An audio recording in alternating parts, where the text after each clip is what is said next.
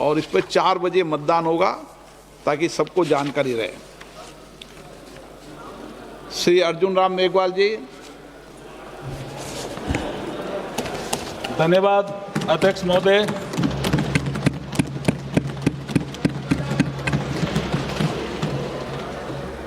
आज आपके माध्यम से इस महान सदन के समक्ष बोलते हुए मुझे गर्व, हर्ष और रोमांच की अनुभूति हो रही है। आज का दिन संसदीय इतिहास के पृष्ठों पर स्वर्णिम अक्षरों से लिखा जाएगा। इसी गरिमा में सदन ने सितंबर 2023 में नारी शक्ति वंदन अधिनियम 2023 को पास कर हमारी मातृशक्ति के लिए लोकसभा और राज्य विधानसभाओं में 33% सीटों के आरक्षण की व्यवस्था की थी और आज उस ऐतिहासिक निर्णय को लागू करने का समय आ गया है। अध्यक्ष जी, अध्यक्ष महोदय, इतिहास में कुछ अवसर ऐसे आते हैं जो इतना प्रभाव छोड़ जाते हैं कि सदियों तक उनको याद किया जाता है और आज का दिन ऐसा ही पावन दिवस है। अध्यक्ष महोदय, अध्यक्ष जी, हमारे संविधान निर्माताओं ने संविधान के आर्टिकल 368/2 माननीय सदस्य प्लीज, माननीय सदस्य,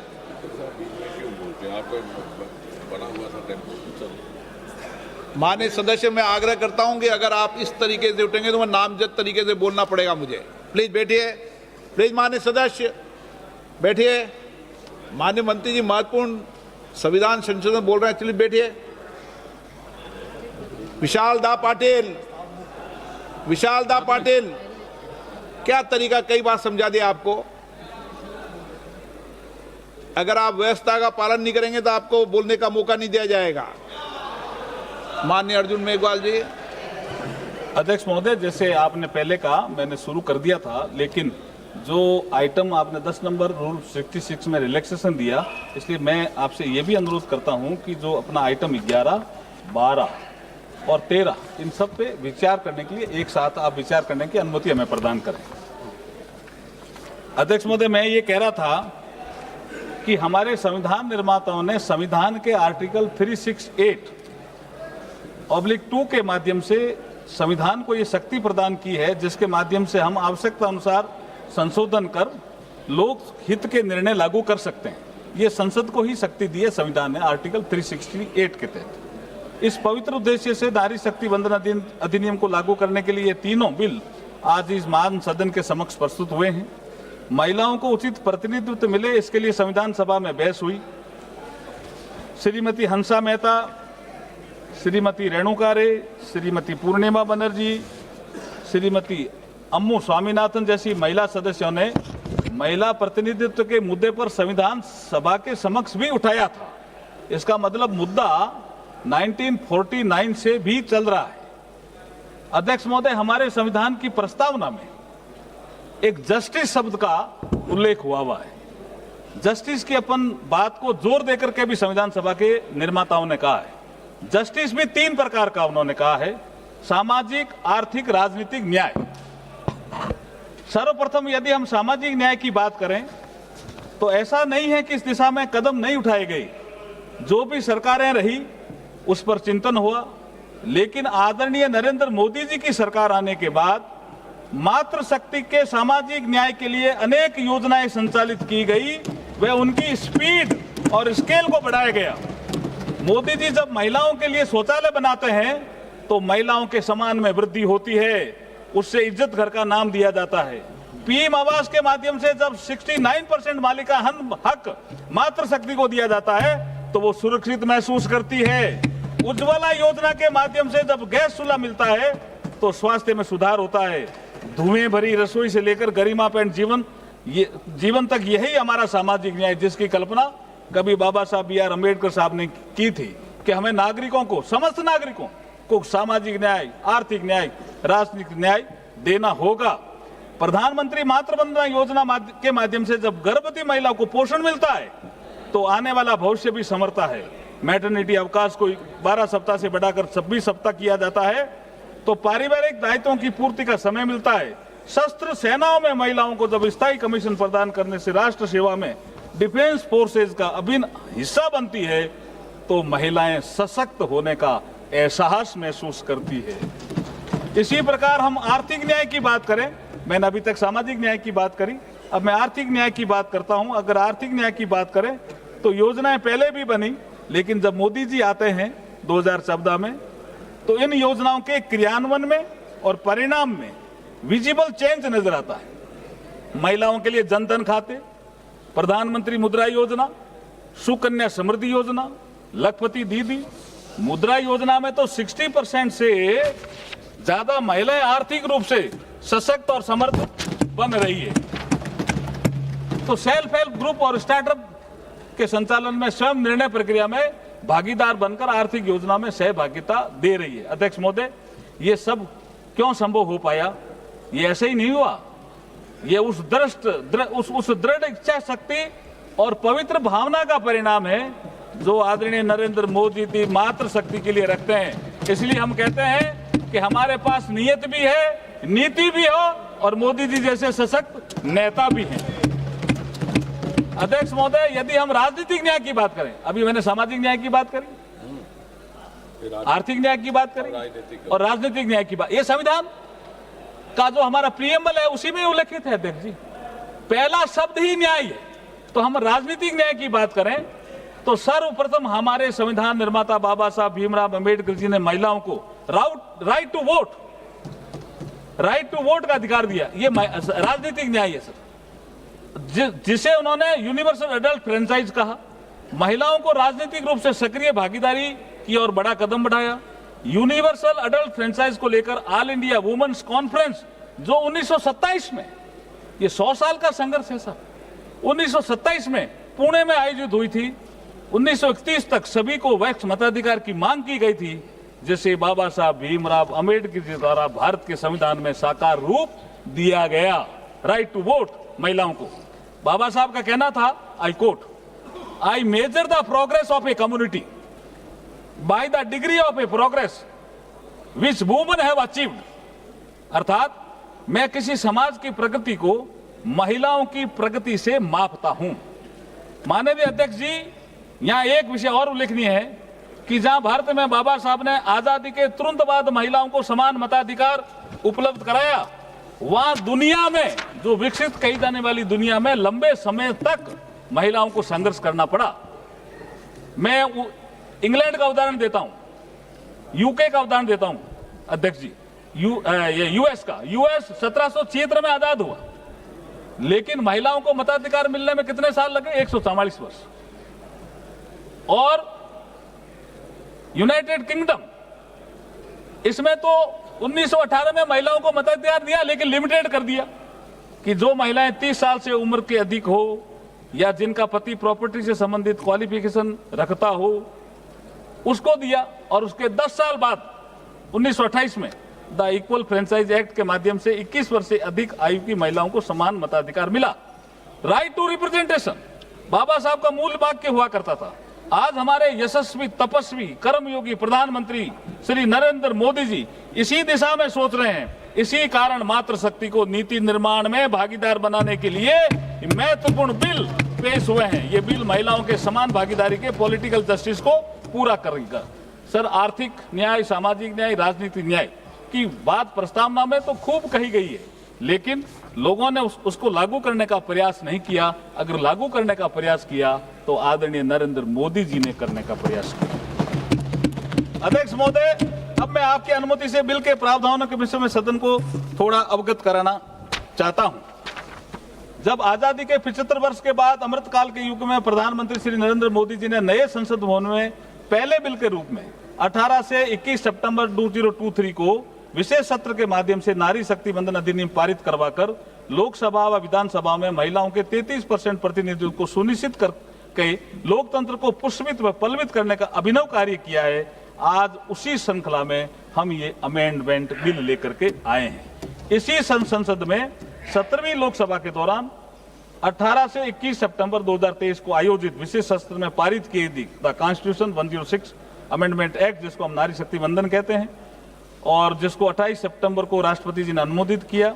इसके माध्यम से संविधान के आर्टिकल 330A, 332A, 334A को इंसर्ट किया गया था तथा आर्टिकल 239AA में अमेंडमेंट किया गया था ताकि लोकसभा व राज्य विधानसभाओं तथा एनसीटी दिल्ली की असेंबली में भी लगभग 1/3 सीटें नारी शक्ति के लिए आरक्षित की जा सके। इस संबंध में सदन में चर्चा के दौरान विपक्ष में अन्य दलों के नेताओं ने अनुरोध किया था कि इस वुमेन रिजर्वेशन बिल का क्रियान्वयन जल्दी से जल्दी किया जाए। हालांकि जो प्रोविजन 2023 के संविधान संशोधन में किए गए थे उसके अनुसार ये महिला आरक्षण तभी ऑपरेटिव होना प्रस्तावित था जब इस एक्ट के लागू होने के बाद पहली रिलेवेंट सेंसस 2026 की जनगणना के आधार पर डिलिमिटेशन एक्सरसाइज को पूरा किया जाए। दूसरे शब्दों में कहा जाए तो महिलाओं के लिए आरक्षण तब तक लागू नहीं किया जा सकता था जब तक 2026 के बाद प्रकाशित होने वाली सेंसस फिगर के आधार पर डिलिमिटेशन एक्सरसाइज नहीं की जाती। अगली सेंसस और उसके बाद की डिलिमिटेशन प्रक्रिया में अभी पर्याप्त समय लगेगा जिससे वुमेन की इफेक्टिव पार्टिसिपेशन में डिले होगा। इसलिए अध्यक्ष जी, आज जो हम ये अमेंडमेंट लेकर के आ रहे हैं उनका मूल उद्देश्य लोकसभा राज्य विधानसभाओं में महिलाओं के लिए 33% सीटें जो आरक्षित करने संबंधी प्रावधानों को लागू करने के उद्देश्य से हैं। इसके लिए संविधान के आर्टिकल 55, आर्टिकल 81, 82, 172, 330, 332 और 333A में संशोधन का प्रस्ताव है जो बिल में साफ साफ उल्लेखित है। The constitution 106 amendment act 2023 Lok Sabha तथा विधानसभा महिलाओं के लिए लगभग 1/3 सीटों का रिजर्वेशन जिसमें SC/ST भी शामिल हैं प्रदान किया गया है। ये उल्लेखनीय है कि सरकार का उद्देश्य महिलाओं के लिए आरक्षित सीटों का वर्तमान में उपलब्ध सीटों के अतिरिक्त इन एडिशन टू और ओवर एंड अबव रखना है, न कि वर्तमान अलोकेशन ऑफ सीट को प्रभावित करना। यहाँ यह भी उल्लेखनीय है कि महिला सीटों हेतु किया जा रहा आरक्षण हॉरिजेंटल यानी कुल सीटों में से 33% होने के साथ साथ वर्टिकल भी है, अर्थात SC और ST के लिए रिजर्व सीटों में भी 33% सीटें महिलाओं की भागीदारी सुनिश्चित करेगा। पूरे देश में एक समान और न्याय संगत तरीके से महिलाओं के लिए 1/3 सीटों के रिजर्वेशन को प्रभावी बनाने के लिए ये आवश्यक होगा कि लोकसभा में वर्तमान सीटों के अतिरिक्त कुल सीटों की संख्या में समान रूप से 50% की वृद्धि की जाए।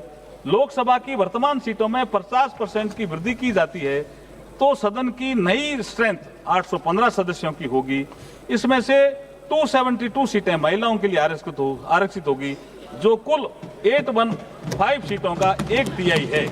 तो ये सिंपल सा एक फॉर्मूला है और इसमें सबको कोई नुकसान नहीं हो रहा है, किसी भी पुरुष वर्ग को भी नुकसान नहीं हो रहा है और किसी राज्य को कोई नुकसान नहीं हो रहा। जो ताकत इस राज्य की है उतनी ही ताकत आने वाले समय में रहेगी। वर्ष 2011 की सेंसस के जनसंख्या के आंकड़ों के संबंध में यही उपलब्ध नवीनतम सेंसस फिगर है और वर्ष 25 में अधिसूचित वर्तमान जनगणना प्रक्रिया के परिणाम किसी भी स्थिति में 2027 के उत्तरार्ध या 28 के प्रारंभ से पहले उपलब्ध नहीं होंगे। 2011 की जनगणना का उपयोग रीएडजस्टमेंट या डिवीजन ऑफ टेरिटोरियल कॉन्स्टिट्यूएंसी तथा SC/ST के लिए सीटों के अलोकेशन के लिए किया जाएगा। ये हमने हमारा जो उद्देश्य है बिल का उसमें भी लिखा है। आज इस ऐतिहासिक अवसर पर मैं देश के पूर्व राष्ट्रपति मिसाइल मैन करोड़ों युवाओं के प्रेरणा स्रोत भारत रत्न डॉक्टर अब्दुल कलाम साहब को भी याद करना चाहूंगा। जब 3 अक्टूबर 2005 को कलकत्ता, मद्रास और मुंबई विश्वविद्यालय के कंबाइंड इनॉग्रल एड्रेस के दौरान जब मुंबई यूनिवर्सिटी के एक छात्रा ने APJ अब्दुल कलाम साहब को पूछा इंडियन पॉलिटिक्स में महिलाओं की भागीदारी को लेकर के एक सवाल किया। अध्यक्ष जी, आपकी अनुमति हो तो वो सवाल मैं पढ़ जाता हूं। एक महिला ने, लड़की ने पूछा, what is the future of woman in Indian politics when all the political parties are opposing the women's bill? ये सवाल पूछा। APJ अब्दुल कलाम साहब ने क्या जवाब दिया? Definitely the reservation of 33% short will come. It is only a matter of time. Success generally does not come without encountering problem. This is what women have to do collectively for getting the bill passed. ये समय आज आ गया है। APJ Abdul Kalam साहब ने उस समय कहा समय आएगा, आ गया और ये समय आ गया है। नरेंद्र मोदी जी के नेतृत्व में ये सदन इसको पास कर रहे हैं। इसी श्रृंखला में वो ये भी कहते हैं sir, if women get into the assembly they would bring some order. We can also hope to see development politics instead of political politics if more women enter the sea. ये एपीजे अब्दुल कलाम साहब का भी सपना था जो आज नरेंद्र मोदी जी पूरा कर रहे हैं। विधायिका में नारी शक्ति का बढ़ता प्रतिनिधित्व हमें डेवलपमेंट में और निर्णय प्रक्रिया में भागीदार महिलाओं को बनाएंगे तो हमें इसका देश को लाभ होगा। आज मैं बड़ी विनम्रता के साथ ये कहना चाहता हूं कि प्रधानमंत्री श्री नरेंद्र मोदी जी के नेतृत्व में कलाम साहब के इस विजन को ही चरित्रार्थ करने का ऐतिहासिक कार्य संपन्न किया जा रहा है। अध्यक्ष महोदय, मैं इस अवसर पर भारत के प्रथम उप प्रधानमंत्री और गृह मंत्री लौह पुरुष सरदार वल्लभ भाई पटेल जी का भी स्मरण करना चाहूंगा, जिन्होंने लगभग 100 वर्ष पूर्व अहमदाबाद नगर पालिका के अध्यक्ष रहते हुए महिला आरक्षण की बात कही थी। सरदार पटेल साहब को भी मैं नमन करना चाहता हूं। अध्यक्ष महोदय, महिलाओं को लोकसभा तथा राज्य विधानसभा में आरक्षण देने संबंधी विषय बहुत लंबे समय से पेंडिंग था। 1975 में भारत में महिलाओं की स्थिति पर बनी एक समिति ने महिलाओं के घटते राजनीतिक प्रतिनिधित्व पर कमेंट किया था। 1988-2000 के नेशनल पर्सपेक्टिव प्लान में भी सभी चुने हुए निकाय में महिलाओं के लिए 30% आरक्षण की सिफारिश की थी। 13वां संशोधन भी आया, लेकिन लोकसभा और विधानसभा में ये महिलाओं का रिजर्वेशन का काम आगे नहीं बढ़ा। अध्यक्ष महोदय, यहां तक महिला आरक्षण का बिल का सवाल है। सर्वप्रथम ये बिल 12 सितंबर 1996 को श्री एच.डी. देवेगौड़ा साहब की सरकार के समय संविधान का 81वां संविधान संशोधन लोकसभा में पेश किया गया। बहस के बाद इसे गीता मुखर्जी की अध्यक्षता वाली संयुक्त संसदीय समिति को सौंप दिया गया। गीता मुखर्जी कमेटी ने 9 दिसंबर 1996 को अपनी रिपोर्ट सौंपी, परंतु 1996 में 11वीं लोकसभा के खत्म होने के साथ ही ये बिल खत्म हो गया। इस दिशा में अगला प्रयास आदरणीय श्री अटल बिहारी वाजपेयी जी की सरकार में 14 दिसंबर 1998 को संविधान के 84वें संविधान संशोधन विधेयक 1998 में पेश किया गया, परंतु 12वीं लोकसभा के खत्म होते ये प्रयास भी समाप्त हो गया। अटल बिहारी वाजपेयी जी की अगली सरकार 13वीं लोकसभा में 23 दिसंबर 1999 को संविधान का 85वां संशोधन विधेयक 99 में पेश किया गया, परंतु राजनीतिक पार्टियों के बीच सहमति न बनने के कारण आगे नहीं बढ़ सका। इसी श्रृंखला में अगला महत्वपूर्ण प्रयास डॉक्टर मनमोहन सिंह जी की सरकार द्वारा संविधान में 108वां संशोधन विधेयक 2008 6 मई 2008 को राज्यसभा में प्रस्तुत किया गया। 2 साल बाद 9 मार्च 2010 को राज्यसभा में तीखी बहस और भारी हंगामे के बीच ये बिल पास हो गया, किंतु लोकसभा में ये बिल पास नहीं हो सका। अध्यक्ष महोदय, हमारे यशस्वी प्रधानमंत्री नरेंद्र मोदी जी जो महिला अधिकारों और महिला कल्याण के प्रति सदैव संवेदनशील है, उनके मार्गदर्शन में लगभग सर्वसम्मति बनाते हुए नई संसद के पहले बिल के रूप में 19 सितंबर 2023 को नारी शक्ति वंदन अधिनियम संविधान का 128वां संशोधन विधेयक 2023 लोकसभा में प्रस्तुत किया, जो लोकसभा में भारी बहुमत से पास हुआ, जिसके पक्ष में 454 वोट पड़े, मात्र 2 वोट विपक्ष में पड़े, जिसे बाद में संविधान का 106वां संशोधन कहा गया। 2023 के तौर पर यह लागू हुआ, ये 2023 के पर लागू किया गया। अगले ही दिन 20 सितंबर 2023 को राज्यसभा में 2014 वोटों के साथ बिना किसी विरोध के ये बिल पास हो किया गया। 28 दिसंबर को भारत की पहली आदिवासी महिला राष्ट्रपति माननीय श्रीमती द्रौपदी मुर्मू जी के द्वारा इसे मंजूरी प्रदान की गई। अध्यक्ष महोदय, 4 दशकों के लंबे अंतराल के बाद माननीय प्रधानमंत्री जी के नेतृत्व में महिलाओं के लिए लोकसभा राज्य विधानसभा में 1/3 सीटों के आरक्षण की व्यवस्था सुनिश्चित हो पाई। आज हम इस संविधान 131वें संविधान संशोधन विधेयक 2026 के माध्यम से इसे इस महान सदन के समक्ष साकार रूप देने जा रहे हैं। इस पूरे विश्व में, इससे पूरे विश्व में भारत और भारतीयता का शाश्वत संदेश का प्रचार करने वाले यहाँ स्वामी विवेकानंद जी का कोट भी मैं आपको कहना चाहता हूं। स्वामी विवेकानंद जी ने एक मातृ शक्ति के उत्थान का संदेश देते हुए कहा, there is a no chance, sir ये बहुत ही महत्वपूर्ण है, मैं कोट करना चाहता हूं, there is a no chance for the welfare of a world unless the condition of women is improved. It is not possible for a bird to fly only 1 wing. तो हम 2 पंखों से उड़ना चाहते हैं साहब, ये नरेंद्र मोदी जी का सपना है। मुझे विश्वास है कि ऐतिहासिक संविधान संशोधन के लागू होने से भारत, जिसे कभी वैभव भारत के नाम से भारत को जाना जाता था, हमारे विधायिका में भागीदारिता बढ़ेगी और भारत विकसित भारत बनेगा। तमिल भाषा के महाकवि सुब्रमण्यम भारती ने भी स्वतंत्र, शिक्षित, आत्मनिर्भर और शक्तिशाली नारी की कल्पना करते हुए अपनी कविताओं के माध्यम से बताया कि महिलाएं केवल घर तक सीमित नहीं है, वे निर्णय लेने, कानून बनाने, वे शासन करने में सक्षम है। वे निडर, जागरूक और प्रगतिशील है, जो समाज को आगे बढ़ाती है। अध्यक्ष महोदय, मैं बड़े ही विनम्र भाव के साथ और गर्व के साथ ये कहना चाहूंगा कि वैदिक काल से हमारी आधुनिक काल तक जब जब मातृशक्ति को नेतृत्व करने का अवसर मिला है, तब तब उन्होंने अपनी प्रतिभा, योग्यता और क्षमता से अपना आप को सिद्ध किया है। वैदिक काल में यदि हम देखें तो गार्की, मैत्रेय, घोषा, अपाला, लोकपुत्रा जैसी अनेक विदुषी महिलाओं का जिक्र मिलता है। कालांतर में हमें ऐसी अनेक महिलाओं का भी जिक्र मिलता है जिन्होंने शासक के रूप में अपनी प्रतिभा का परिचय दिया। रानी नागनिका, कश्मीर की रानी दिद्या और रानी रुद्रमा देवी, रानी दुर्गावती और रानी लक्ष्मीबाई और रानी अहिल्याबाई होलकर जैसी अनेक ऐसी रानियों का उल्लेख मिलता है। सामाजिक सुधार की दृष्टि से देखें तो सावित्रीबाई फूले, रमाबाई जैसी महिलाओं का उल्लेख मिलता है, जिन्होंने महिला शिक्षा के क्षेत्र में महत्वपूर्ण भूमिका निभाई। औपनिवेशिक काल में आजादी के संघर्ष में भी महिला नेतृत्व ने बढ़ चढ़कर भूमिका निभाई। हम सरोजिनी नायडू की बात कर सकते हैं, कस्तूरबा गांधी, अरुणा आसफ अली, उषा मेहता, भीखाजी कामा, मातंगनी हाजरा, रानी गैडिनल्यू जैसी अनेक महिलाओं का नाम गर्व के साथ ले सकते हैं। अध्यक्ष महोदय, संविधान सभा में भी 15 विद्वान महिलाओं का योगदान संविधान निर्माण में रहा था। मैं उनको भी आज सदन के माध्यम से सत नमन करना चाहता हूँ। उन सभी महिलाओं का नाम लेना चाहूंगा। अम्मू स्वामीनाथन, दक्षिणायनी वेलायुधन, बेगम एजाज रसूल, दुर्गाबाई देशमुख, हंसा मेहता, कमला चौधरी, लीला रॉय, मालती चौधरी, पूर्णिमा बनर्जी, राजकुमारी अमृत कौर, रेणुका रे, सरोजिनी नायडू, सुचिता कृपलानी और विजय लक्ष्मी पंडित। अध्यक्ष जी, ये अमृतकाल की बेला है। हमारे यशस्वी प्रधानमंत्री जी ने 2047 तक भारत को विकसित राष्ट्र बनाने का लक्ष्य रखा है। 2047 में जब भारत की आजादी के 100 वर्ष पूरे होने पर विकसित भारत का उत्सव मनाया जाएगा, तब उसमें महिलाओं की भूमिका अग्रणी रहने वाली है।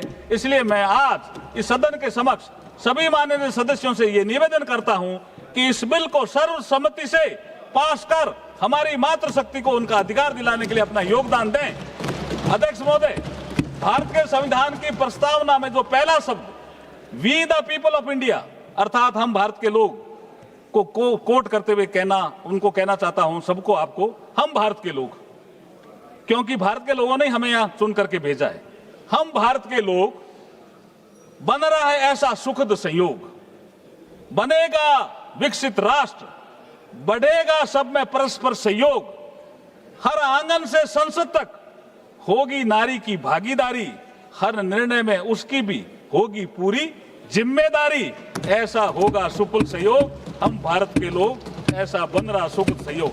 आइए हम सब मिलकर दलों से ऊपर उठकर मातृशक्ति को सम्मान देने वाली नारी शक्ति को उसका अधिकार देने वाले इन बिलों का सर्वसम्मति से समर्थन करें और नारी शक्ति को समृद्ध बनाएं। लास्ट में अध्यक्ष जी, अंत में मैं अपनी कुछ पंक्तियां, मेरी भी कुछ पंक्तियां रहती है, मेरी अपनी कुछ पंक्तियों के माध्यम से नारी शक्ति के प्रति, हाँ, मैं लेखक भी हूं सर।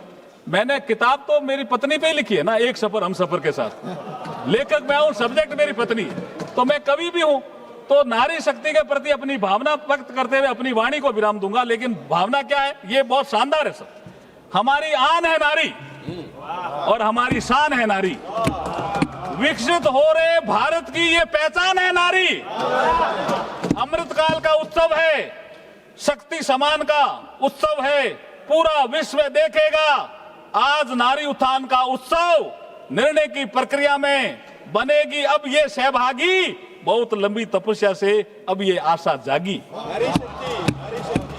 इन्हें आकाश सुने दो, इन्हें आकाश सुने दो, ना इनकी राहों को रोको, बुलाओ इनको संसद में, महक उठे फुलवारी।